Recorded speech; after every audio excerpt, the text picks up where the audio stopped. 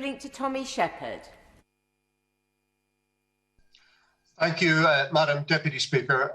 Firstly, can I refer you to my entry in the Register of Interests?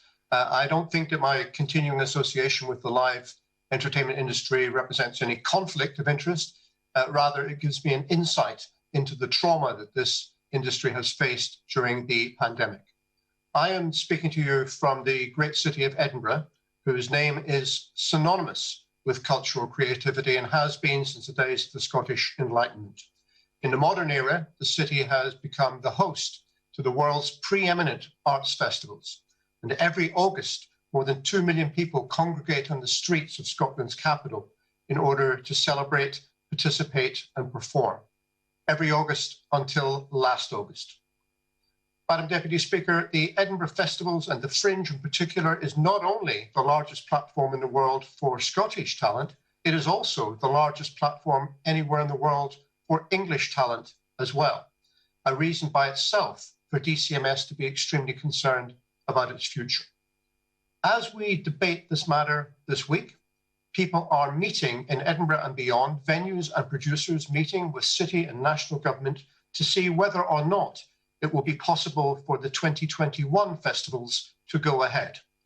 They are grappling with a terrible dilemma.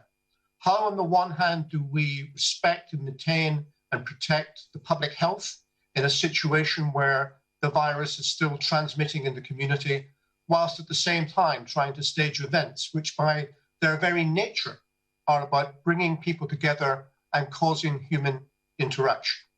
We don't yet know what's going to happen in 2021, but we do know that most of the activity will be outdoors and it will be considerably smaller and longer and shorter lasting than before.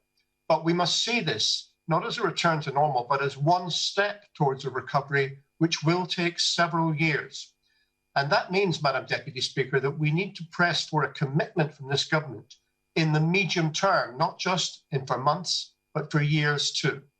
Now, it would be churlish not to recognise the great efforts that have been made by the UK and Scottish governments towards the sector, and that is widely acknowledged.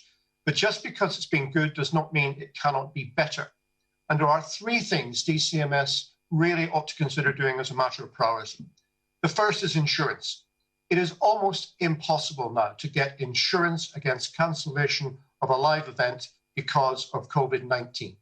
The government should step in and either provide a scheme directly or underwrite another one if it does want these events to go ahead, because producers simply cannot take the risk of committing vast sums of money to pre-production and planning. Secondly, we need to continue business support, not just for 1 year, but through at least until 2024. And that means that the government must make funds available directly through funding in England and through consequential funding to the devolved administrations in Scotland, Wales, and Northern Ireland. And the third thing we need DCMS to do is to be much more of a champion for the sector.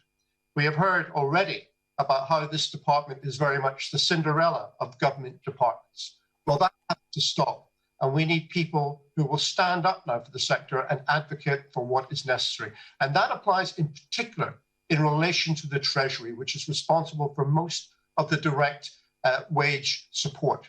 We need to try and get through the tenure of the Treasury and make sure that they respond to the very great gaps in support, which particularly afflict this sector more than others.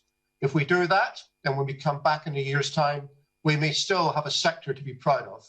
If we do not, it may be very much in jeopardy. Video link